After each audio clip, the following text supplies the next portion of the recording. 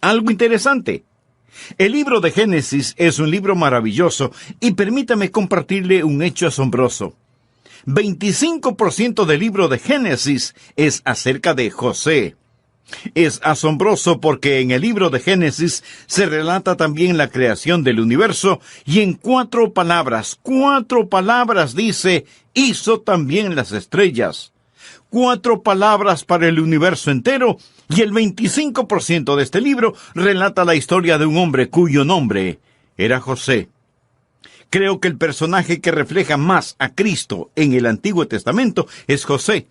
Y tenemos tanto que aprender de él.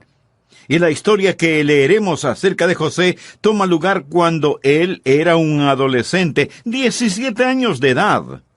Casi listo, si viviese en la sociedad actual, para graduarse del colegio. En ocasiones pensamos que estos eran hombres poderosos, grandes hombres que nunca tuvieron ningún problema y que de algún modo nacieron adultos y maduros. Le diré que José provenía de una familia disfuncional. Su padre Jacob era un estafador por naturaleza. Es decir, si estudia la vida de Jacob, entenderá que antes de que Dios cambiara su vida, la volviera al revés y lo pusiera de cabeza, Jacob era un tramposo. Él tenía un tío, Labán, que era más diestro que Jacob y era un timador y estafador. No contaré toda esa historia, mas permítame decirle que además de todo esto, su madre murió cuando él estaba en la adolescencia. ¿Puede imaginarse el trauma de perder a su madre? Él tuvo una madre dulce, bonita, cuyo nombre era Raquel, mas ella murió. Y cuando él creció, amigo, vivió en un nido de avispas, un enjambre de hermanos malos, impíos. Este era el tipo de ambiente en que estaba. Él era un adolescente de 17 años. Así inicia su vida. Y vamos a darnos cuenta en la historia que él se ve en todo tipo de dificultades y problemas. Si usted no está familiarizado con la historia de José, voy a darle tan solo un breve bosquejo en miniatura acerca de este muchacho llamado José. Primero, él era el hijo favorito de su padre. Y creo que era el hijo favorito de su padre porque era hijo de Raquel, quien era la esposa favorita de su padre. Jacob tenía varias esposas, pero el amor de su vida, su verdadero amor, era Raquel, y José era hijo de Raquel. Y Jacob amó a José tanto que le dio una túnica de colores. Después estudiaremos respecto a dicha túnica. Mas él recibe una túnica de colores y él recibe algunos sueños. Dios le habla y Dios le da una visión, y Dios le revela a José, a este muchacho, un joven de 17 años. Un día los recursos de todo el mundo van a estar a tu disposición y los gobernantes mundiales se postrarán a tus pies. José es solo un adolescente de 17 años y Dios le da ese sueño. José se lo cuenta a sus hermanos. Ellos lo envidiaban debido a su túnica de colores, lo que lo distinguía. Sus hermanos le tenían celos porque su padre le amaba más. Le tenían resentimiento debido a sus sueños y las visiones que les contó. Y en una ocasión, cuando estaban afuera en el campo, sus hermanos lo rodearon y lo despojaron de su preciosa túnica. Realmente querían matarlo.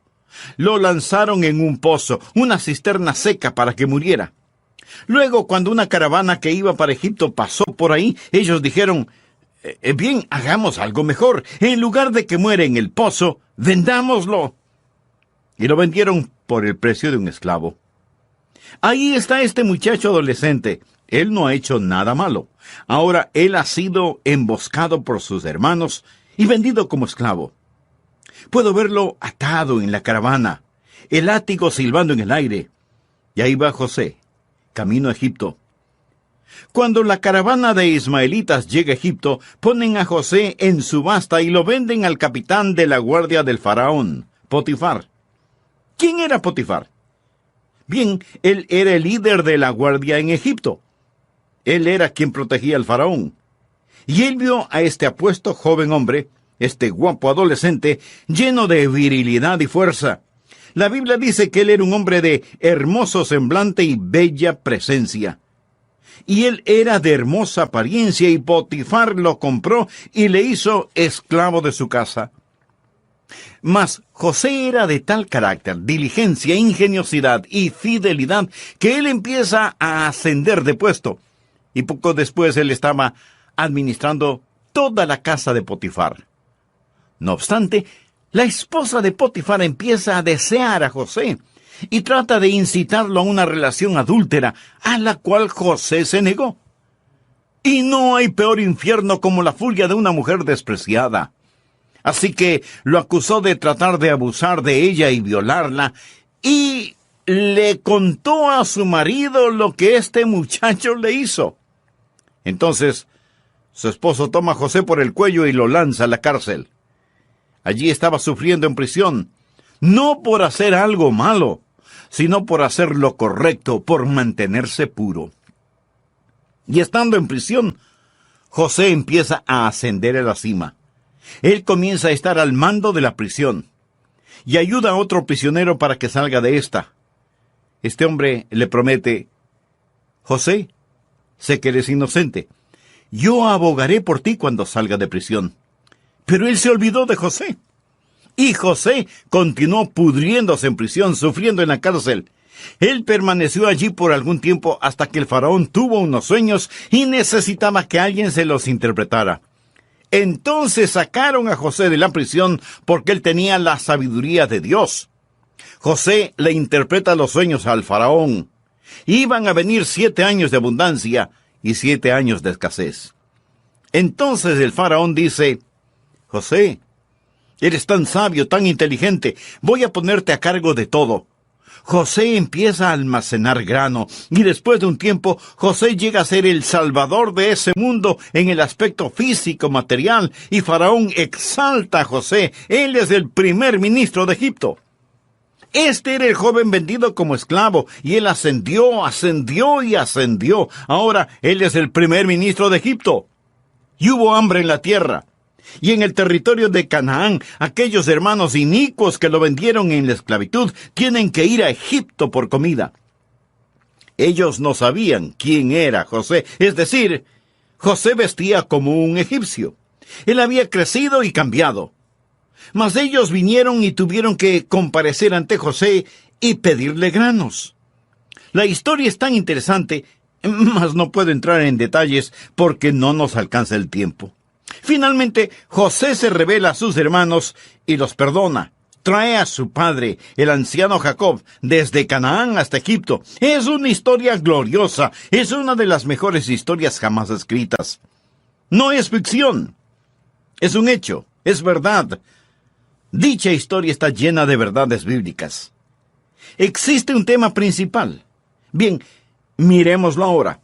Sírvase buscar Génesis capítulo 39 por un momento y leamos por favor los versículos 2 y 3. Note lo que dice Génesis 39, versículo 2.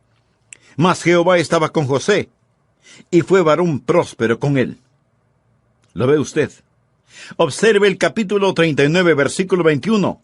Pero Jehová estaba con José, y le extendió su misericordia, y le dio gracia a los ojos del jefe de la cárcel. Ahora leamos, por favor, el capítulo 39, versículo 33. No necesitaba atender el jefe de la cárcel cosa alguna de las que estaban al cuidado de José, porque Jehová estaba con José. Y lo que él hacía, Jehová lo prosperaba. Me fascina eso. Jehová estaba con José. Jehová estaba con José. No importa lo que pasó. Aquí estaba un hombre que estaba practicando la presencia de Dios. Bien, ¿le gustaría eso? ¿Le gustaría prosperar? Hablo de tener verdadera prosperidad. Esta no es necesariamente riquezas. La prosperidad es la realización progresiva de la voluntad de Dios para su vida. ¿Le gustaría prosperar? Permítame darle 4 principios. Pasemos al capítulo 37, por favor. Primer principio. Exprese su distinción dada por Dios. Cuando Dios lo salvó, Dios lo hizo diferente. Y José expresó su diferencia dada por Dios. Lea los primeros 4 versículos.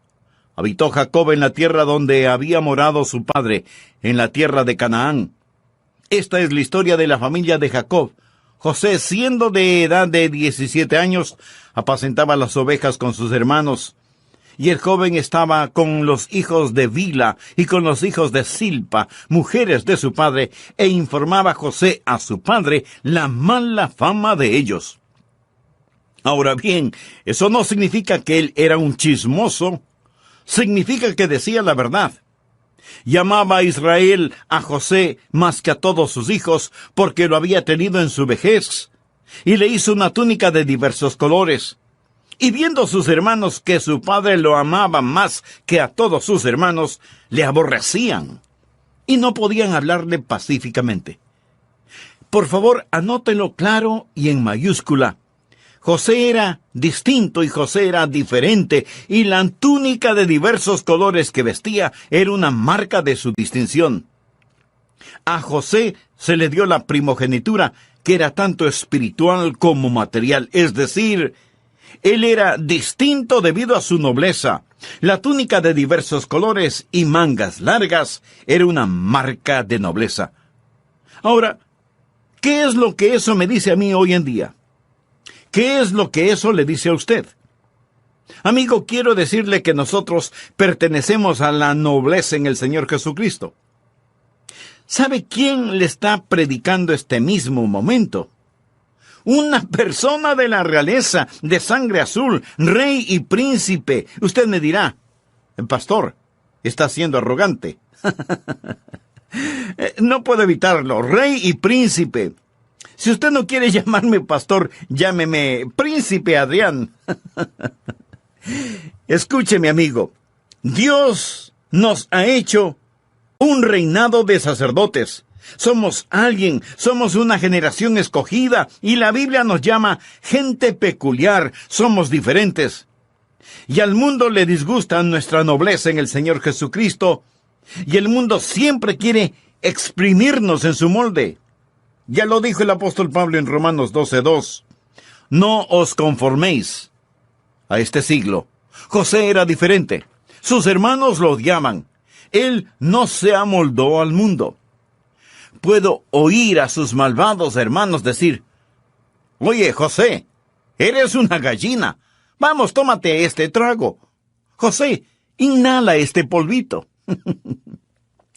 Hagámosle una cita con quien tú sabes para que le haga lo que tú sabes qué.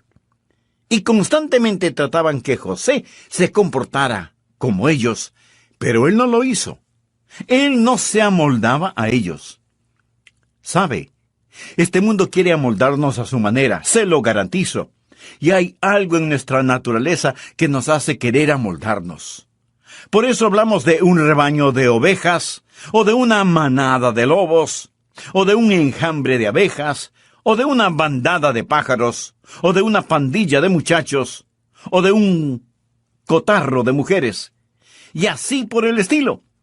Todos queremos ser parte, queremos ser moldeados, y lo más importante, la más importante religión en estos días es el culto a la conformidad. El pecado más notorio es el ser diferente.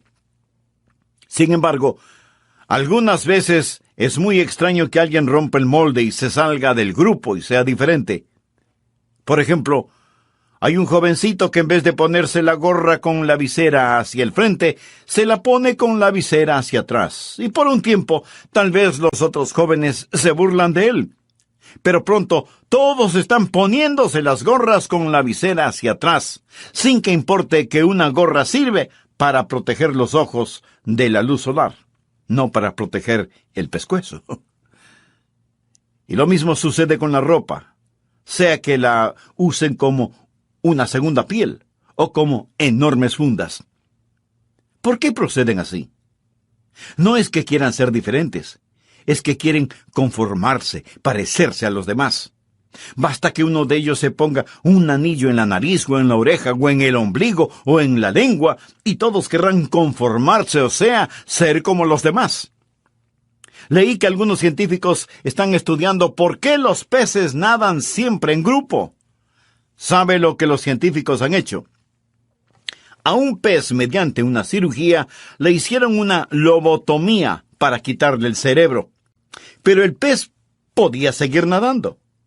Lo que le quitaron fue el instinto de pertenecer al grupo, al cardumen. Así que el pez operado ya no seguía a los demás, nadaba solo. Pero permítame decirle lo que sucedió. Los demás peces empezaron a seguirle, en verdad. Ahí estaba ese pez sin cerebro y el resto de peces le seguían. Para que entienda la aplicación práctica de esta analogía, vaya y vea el comportamiento de los estudiantes en escuelas y colegios. Volvamos a nuestra historia bíblica. Ahí está José. Él rehúsa ser amoldado. Él es diferente. Y quiero decirle, amigo, que un hijo de Dios es diferente. Lo que creemos empieza en una fuente diferente, sigue un curso diferente y concluye en forma diferente. Somos personas nacidas 2 veces en un mundo de gente nacida una sola vez y vamos a estar contra la corriente la mayor parte del tiempo. Y usted debe sobresalir como un diamante en una mina de oro. Nosotros somos especiales, somos distintos. ¿Le gustaría tener la presencia de Dios en su vida? Bien, permítame decirle, exhiba su distinción, su diferencia. Número 2. Explore sus sueños dados por Dios. Por favor, observe el versículo 5. Y soñó José un sueño, y lo contó a sus hermanos. Y ellos llegaron a aborrecerle más todavía. Y él les dijo, oíd ahora este sueño que he soñado. He aquí que atábamos manojos en medio del campo, y he aquí que mi manojo se levantaba y estaba derecho, y que vuestros manojos estaban alrededor y se inclinaban al mío. Le respondieron sus hermanos, ¿reinarás tú sobre nosotros, o señorearás sobre nosotros? Y le aborrecieron aún más a causa de sus sueños y sus palabras. Ahí estaba un hombre que tenía un sueño dado por Dios. Él es tan solo un adolescente, mas Dios pone un sueño en su corazón. La juventud es un tiempo no para amoldarse a este mundo, sino para soñar. Permita que Dios ponga un sueño en su corazón. Amigas y amigos de nuestro programa El Amor que Vale, me es muy grato el saludarles y darles una cordial bienvenida. Si recuerda el mensaje anterior, sabe que estamos estudiando el tema cómo practicar la presencia de Dios. Y estamos tomando como ejemplo la vida de José en el Antiguo Testamento.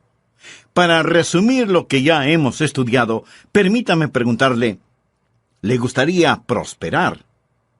Hablo de tener verdadera prosperidad, y no necesariamente eso significa ser rico.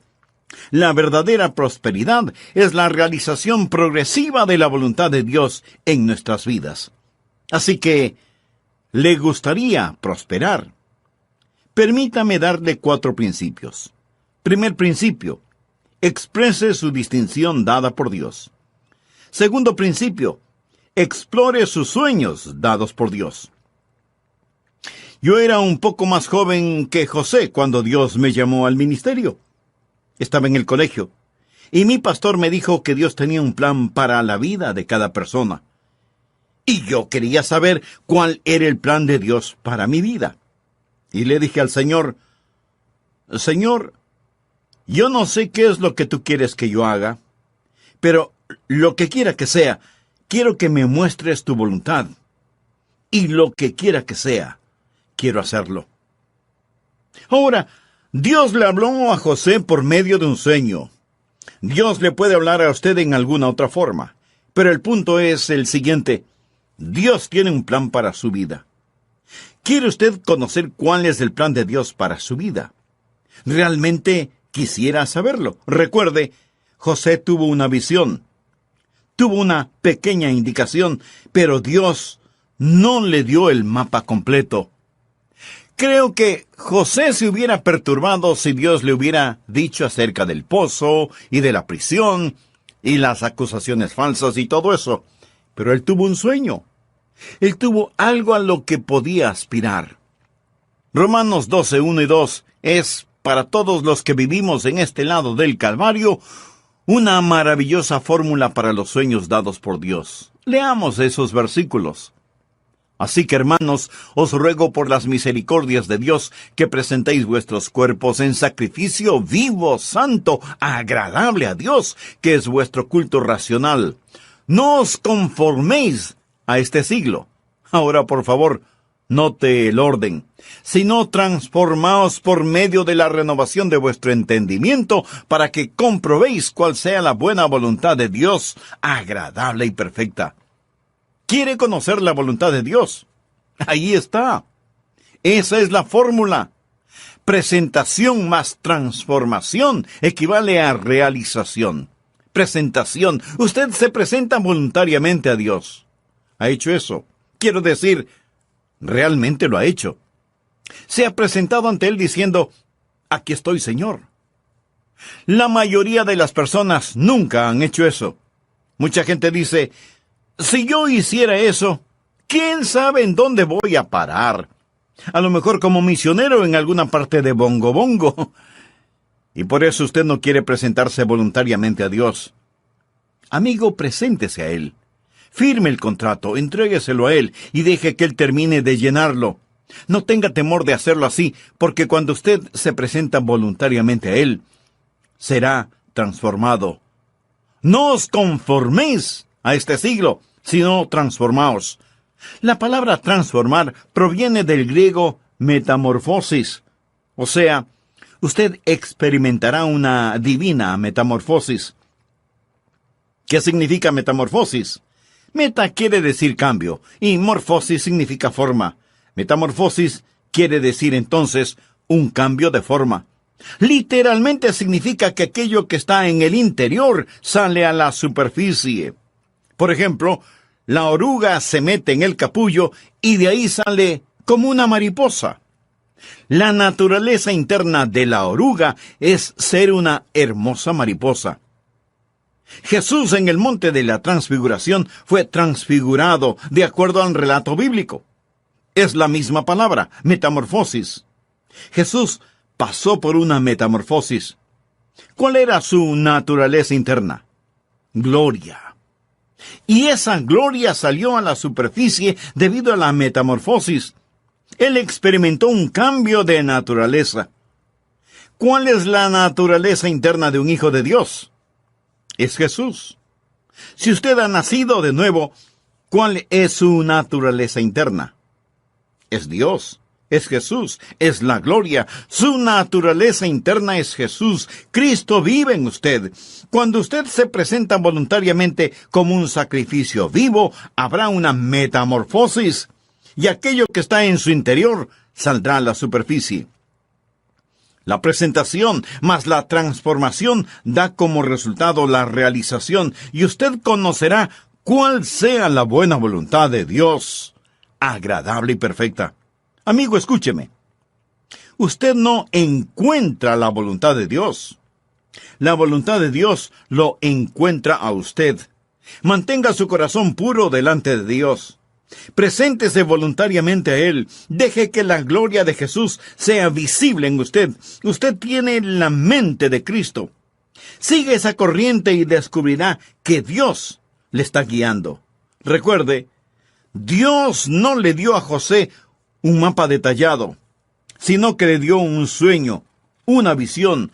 Ahora usted no le dice a Dios, Dios, muéstrame qué es lo que quieres que haga y pensaré si lo quiero hacer. No, Señor. Mas asegúrese que sea Dios quien habla. Cuando menciono los sueños, no estoy hablando de ambición carnal.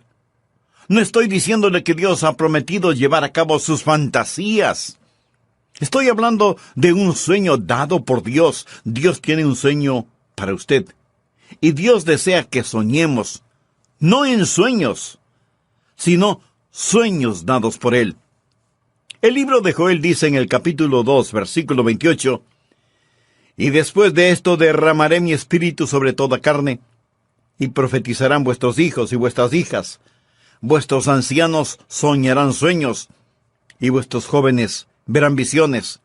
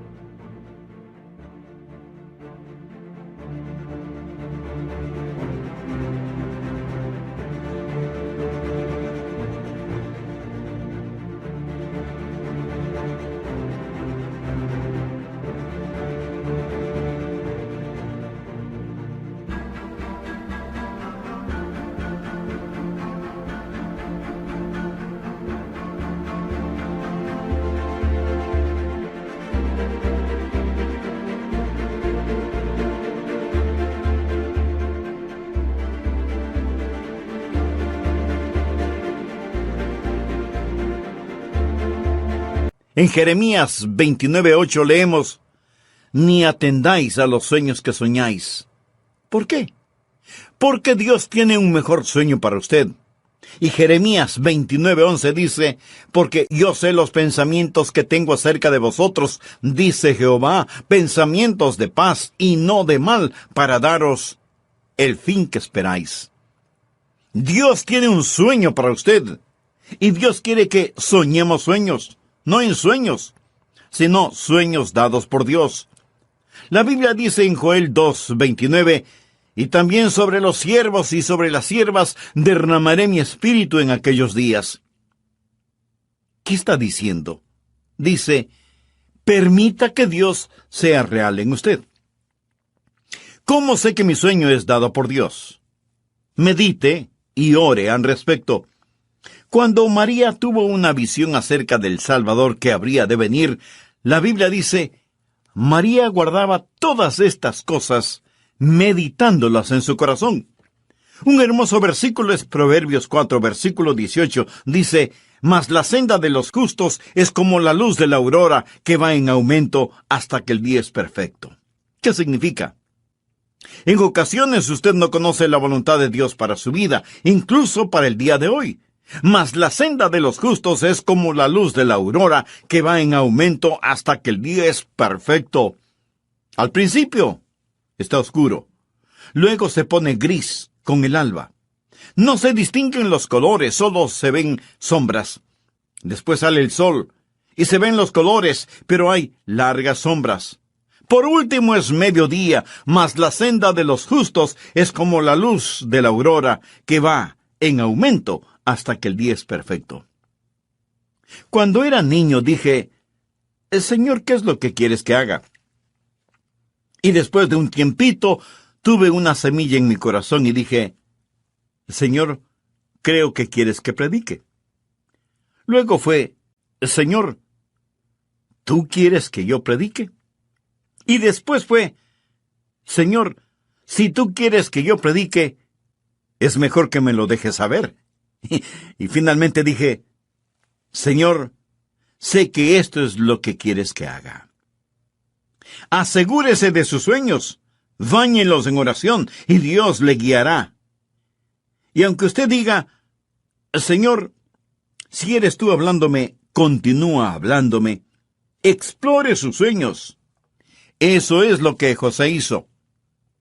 De paso diré que José era odiado debido a su nobleza, lo despreciaban, y cuando usted tenga un sueño en su corazón, le puedo asegurar que el diablo enviará a su personal del Comité de la Guerra Fría para prevenir que usted realice su sueño, si es que en verdad es un sueño dado por Dios. Una vez, cuando todavía era un jovencito, estaba disfrutando de una pequeña siesta en mi dormitorio. Mi papá estaba en el patio con un hombre llamado Bird. Era el sheriff del condado, y yo lo respetaba mucho. Bird le dijo a mi papá: ¿qué es lo que va a hacer Adrián una vez que termine el colegio? Y mi papá respondió: él piensa que va a ser un predicador. Bird comentó: ese muchacho nunca será un predicador, nunca lo logrará. Bird no sabía que yo estaba escuchando sus palabras.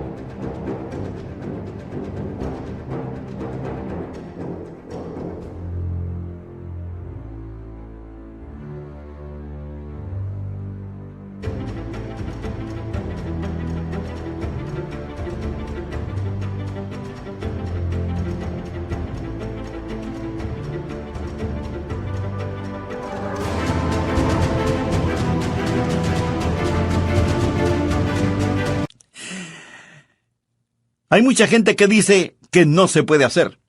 Pero quiero decirle que si Dios le da un sueño, sí se puede hacer. Los sueños dados por Dios son realizables. Tercer principio, sobrelleve las dificultades dadas por Dios. Cuando hay un sueño dado por Dios, habrá dificultades dadas por Dios. En este capítulo, si usted lee del versículo 8 al 27, se dará cuenta de algunas de las dificultades por las que tuvo que pasar José. Aquí está este hombre, este jovencito más bien, y es ridiculizado por sus hermanos.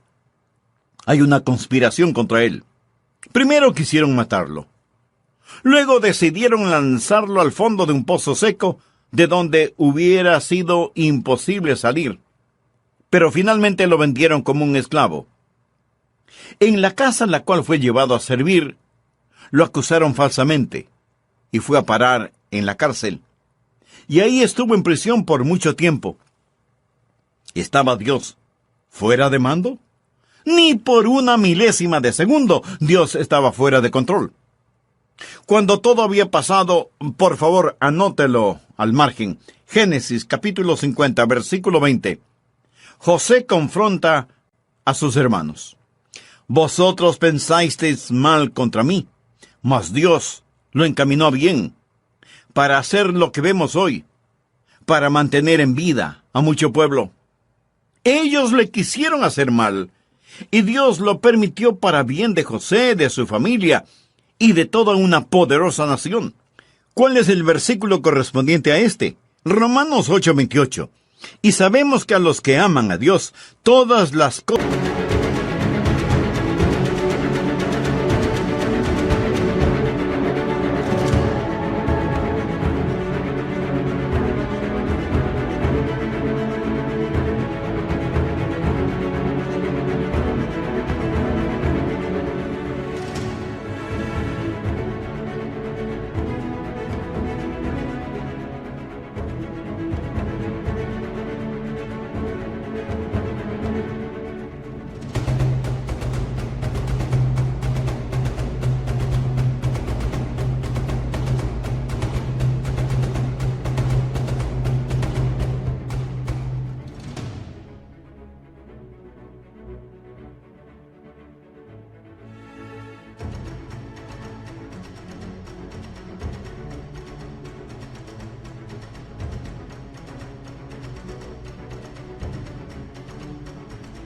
cosas les ayudan a bien, esto es, a los que conforme a su propósito son llamados.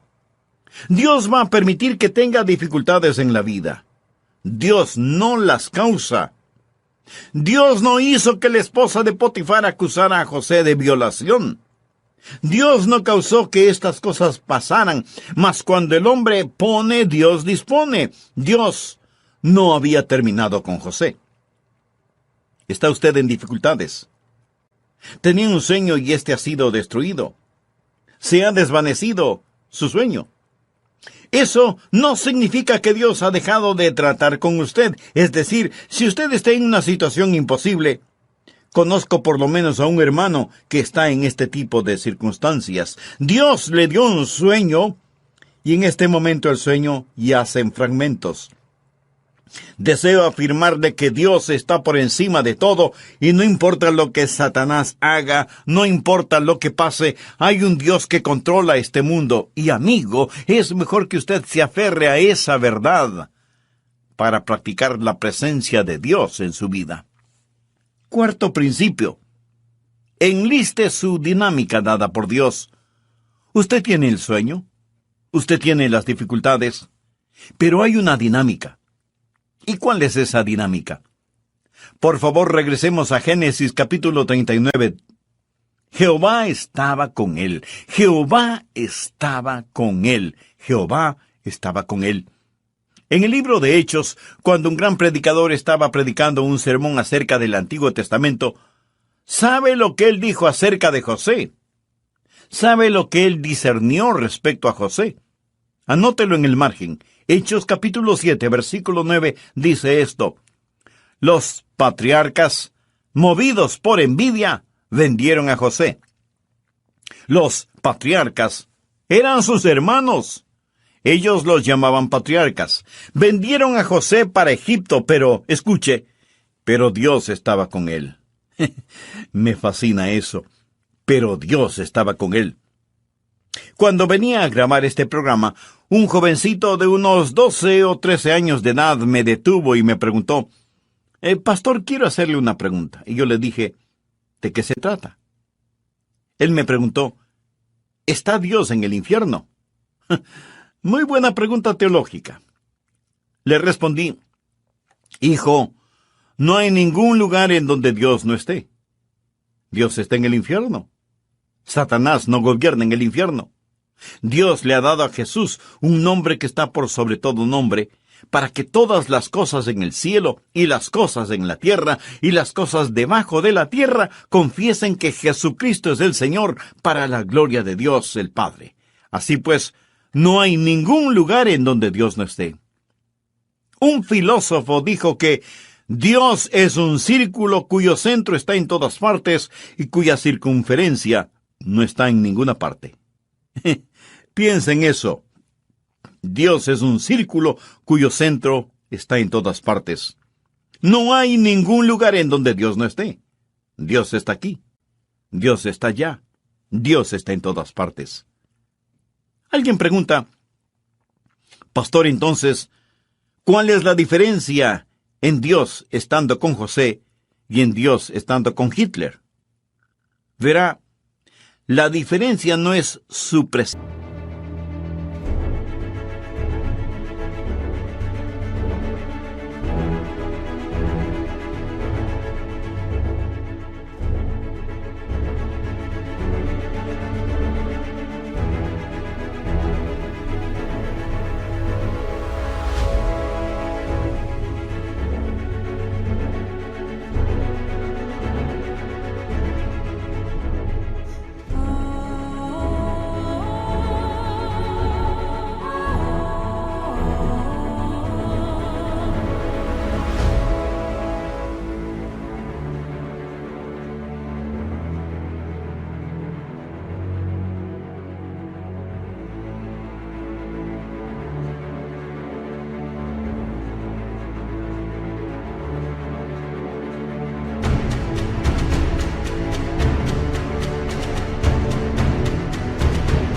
Actual. Cuando la Biblia dice que Dios estuvo con él, significa que Dios era por él. Dios estuvo en vez de él. Dios estuvo haciendo cosas para José. Dios estuvo con él en tiempos de persecución. Dios estuvo con él en tiempos de responsabilidad. Dios estuvo con él en tiempos de tentación, como lo veremos más tarde. Dios estuvo con él en tiempos de difamación y sufrimiento. Dios estuvo con él y Dios estuvo con José cuando murió. ¿Sabe lo que yo más quiero? Quiero a Dios conmigo. Yo quiero que haya algo acerca de Adrian Rogers que no se puede explicar aparte del hecho de que Dios está conmigo. Pero Dios no lo permita que me olvide o que nos olvidemos de ser gratos con Él, porque todo es por su gracia. Él está con nosotros. Yo no quiero que Dios quite su mano de mi vida, ni de nuestras vidas. Tendremos pesares, enfermedades. Sabía que mi esposa y yo perdimos un bebecito. Un bebecito que murió en el Día de la Madre. Una de esas muertes de cuna. El Día de la Madre. Acababa de predicar acerca de las glorias de un hogar cristiano. Esa tarde del domingo salimos de Fort Pierce, en West Palm Beach, en la Florida. Aproximadamente 60 millas para estar con la familia. La pequeña iglesia llamó a otro pastor. La casa pastoral estaba contigua a la iglesia. Era una pequeña casita blanca. Y los miembros de la iglesia habían pasado a vernos. Solo teníamos unas cuantas semanas de estar en dicha iglesia. No contábamos con aire acondicionado en esa casa. La iglesia era un simple edificio blanco. Puedo ver la luz amarilla cómo destellaba en aquellas ventanas abiertas. Y la congregación estaba cantando. ¿Sabe lo que estaban cantando? No, nunca solo. No, nunca solo. Él me ha prometido nunca dejarme solo, nunca dejarme solo. He visto el relámpago centellando, he oído al trueno rugir, he sentido las olas del pecado golpear, tratando de conquistar mi alma, pero escuché la voz de Jesús diciéndome que continuara luchando, porque Él prometió nunca dejarme solo. No recibiría nada a cambio de la evidente presencia de Dios. Pondré el valor de esta pequeña frase que habla de la vida de José. Jehová estaba con él. En prisión, Dios estaba con él. En la cisterna, Dios está con él. En las acusaciones, Dios está con él. En el trabajo, Dios está con él. En el dolor, Dios está con él. En la prosperidad, Dios está con él. En su muerte, Dios está con él. Dios está en Cristo. Y si anhela a Dios con usted, usted necesita a Jesús. Inclinemos nuestros rostros y cerremos los ojos en oración. Si usted no es salvo, Dios ha permitido que escuche este mensaje para que se entregue a Él. Le invito a orar así. Amado Dios, soy pecador y estoy perdido, y necesito y deseo la salvación. Y Jesús, tú eres el Hijo de Dios. Tú pagaste por mi pecado en la cruz. Tú diste tu vida para salvarme y prometes salvarme si por medio de la fe me entrego a ti. Entra en mi corazón, perdona mis pecados. Deposito mi fe en ti para recibir el regalo de la vida eterna.